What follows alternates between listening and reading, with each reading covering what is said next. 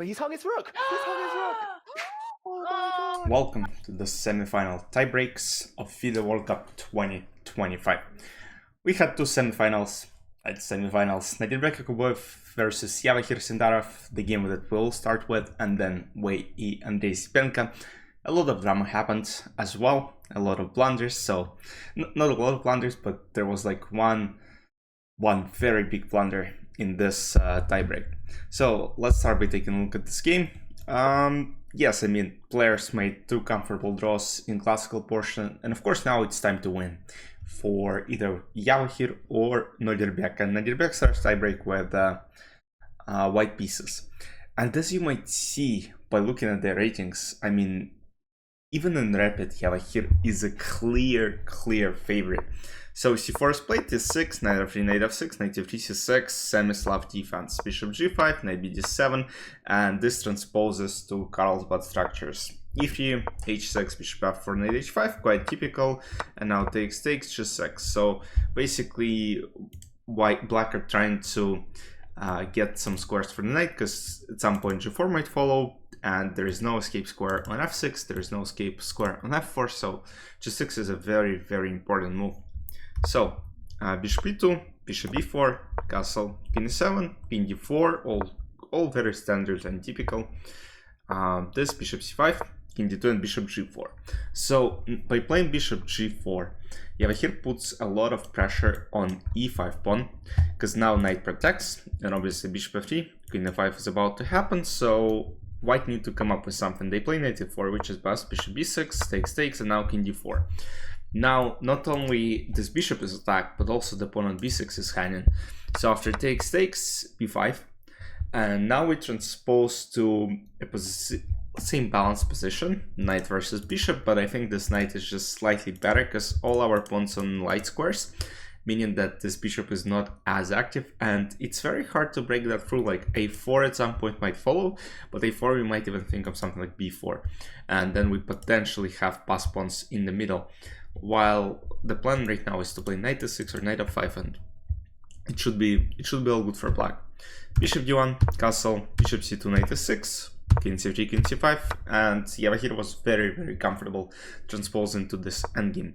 f4, knight a4, rook b1, knight b6, and now knight jumps to c4. And it's very hard to stop because you never play b3 due to rook a3. And yes, you might think of something like bishop d3 to block this way, king f2, knight c4, rook d1, king g7, bishop b3, and now f6. And Yavahir is actually saying, okay man, we can transpose to a rook endgame, and I'll try to beat you here. g3, rook e6, and now look at this. Look at this spot. I mean, that is just, you know, very untypical. Like, you have basically double pawns here, and they're kind of helping move each other, and there are no e4, there are no a4, there are no b3, so it's very hard to kind of play with white, because at the same time, black have ideas of going b4, rook a2, they have ideas of just simply moving rook to e file, potentially even h5 just block the activity on these squares as well. So yes, I mean, black are very comfortable playing here, king f3, h5, yes, as I said, g5, takes, and now rook f6, d takes c4, and potentially we have two passers going on c and b files. And now a4 is a crucial mistake, because after rook a8, he actually creates those two passers, because let's say rook d5 doesn't actually win a pawn due to rook f5, and black keep both of the pawns and should win the game. e4 is played for the sole reason of playing rook d5, because rook f5 won't be possible due to e takes f5 for rook f5. Rook b2, rook d5, king g6, rook c1. Rook goes to c6, and now pawns are ready to move, and at this point Nodirbek resigned. And in the second game, Yavahir didn't really have any problems making the draw, and therefore we have the first semi-finalist and the first candidate from this event. Yavahir Sindarov moves on to the final. So in this position specifically, there is no defense, king f2, rook b1, and white will have to give up a rook, and eventually this pawn promotes and black will win. So more interesting things were happening between Wei and Andrey Esipenko. So they made the draw in the first game, in the first rapid game, and that was their second game. Andrey was playing with black pieces, and it was absolutely wild. So e4, e5, knight f3, knight c6, bishop c4, bishop c5, Italian game, knight f6. So all pretty standard. I mean, they're all familiar with this. Castle, bishop b3, rook e8, bishop a7, and then bishop e6. Very, very boring, and at the same time very standard. I mean, the position is just equal. I'm actually not sure, like, let's say I'm not playing Italian a lot.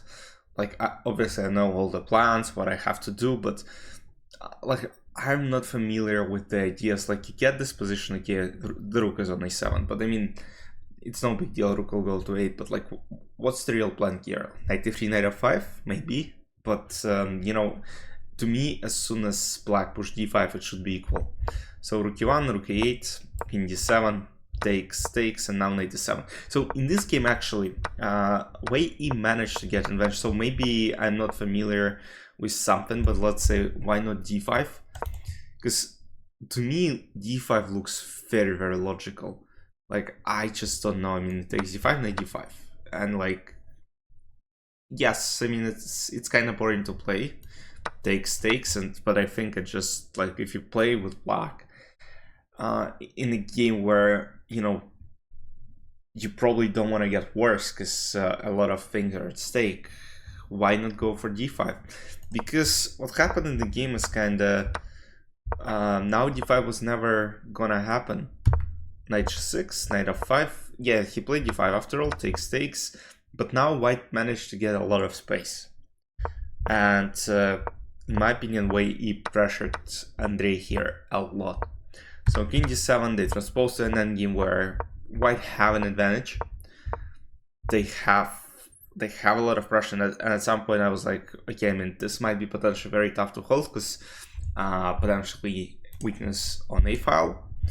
And surprisingly to me, as you might see, just try to point your attention to the clock from now on, because soon, somehow, way e managed to get very low on the clock. So b takes c6, b takes c6, king f3, g5, c5, and now rook b8. And it turns out that you know, it's not so easy to play. Knight e6, rook 8, and knight b4, rook a5. And now it turns out that black are actually gonna take potentially c-pawn, and rook a3 check is threatening, so there are potentially a lot of troubles for white. Rook a4, rook b5, knight d4, rook b8, king s7, and I tuned in around this moment. So I first looked at the middle game, and I was like, okay, he has pressure, and then I looked at this position, I was like, how did it happen? I mean, now it becomes tough to play for white pieces.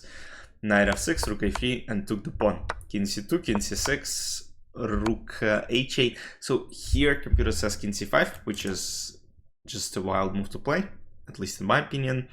But rook a2, yeah, looks very logical. Rook h2, knight g4, a mistake, but that's the only move I considered as well. Rook g2, knight h6, rook g3, knight f5, and now rook g2. And that's about the moment where interesting things are about to happen. So rook h7 is played. So what way he wants here is he wants to maybe play knight e7 or e5. Maybe that was the threat from white pieces. So computer says that rook a2 here is just best, and after knight e7 you simply go king c5, and knight d5 you play c6, and you should be more or less fine. Knight f6, rook a3, knight g1, rook f3, and you transpose to this endgame. Of course, maybe there is a way to escape this transposition, but overall black should be able to win there up 2 pawns, and I'm not sure what else is threatening here. Like knight f3, maybe knight d5, which happened in the game as well, and you'll see what happened. But the problem with knight f3, like, you can't really play king c5 right now because rook c7 will follow, so you probably have to keep the king on c6. King b7 doesn't really work either. I mean, computer says rook g7 is holding the game, knight d6 is holding the game, so I'm not sure what was going through Andrey's head here, but he plays king b6, and king b6 is unfortunately kinda big mistake, because now after knight f3 white are threatened to take the rook, and white are threatening to play knight d5 and take the pawn on c7, and the position now becomes equal. And at this very moment, Andrey was kind of moving his hand toward the rook, because he knew the rook is attacked. But sometimes what happens is, like, you know, you think of threats and you're so nervous. And yeah, you just have this, in the hat turns off, and Andrey plays c6. And it's mind-blowing that on this level, at this important moment, black just had a rook. And we have the second candidate who is way, but I mean, it is just so painful. Like, you have +3 advantage. Like, all you gotta do is not, I mean, he ended up losing the match. I mean, he didn't have to do so because the position, I mean, black are at no risk, but apparently they were. So it's just, yeah, it's very painful to watch, especially as a, let's say, I know these types of mistakes. I mean, they happen in, let's say, in Blitz a lot, and sometimes you just turns off and you forget about it, and you're like, painful to watch, honestly. King b6, knight f3, c6, knight g2, and Andrey Esipenko was sitting there for a while. And just like that, we have Wei E and Andrey Esipenko going to the finals. That's a very tough pairing to predict. I would go with Yava here. I think he's having a great event, and yeah, might end up winning it all. And in the third place match, Andrey Esipenko versus Andrey. Oh man, will be very tough for one of them to go away from the tournament without anything. So let's see how it goes. Obviously, Andrey is a favorite in this pairing as well, but to recover from this type of blunder is just would be extremely hard. So you never know how it might influence the player psychologically, but let's see what happens. So let me know who you're rooting for in the finals and who do you think will win the whole event. And I'll see you tomorrow after the game number 1. They begin tomorrow, so it's gonna be fun. Enjoy. Bye bye.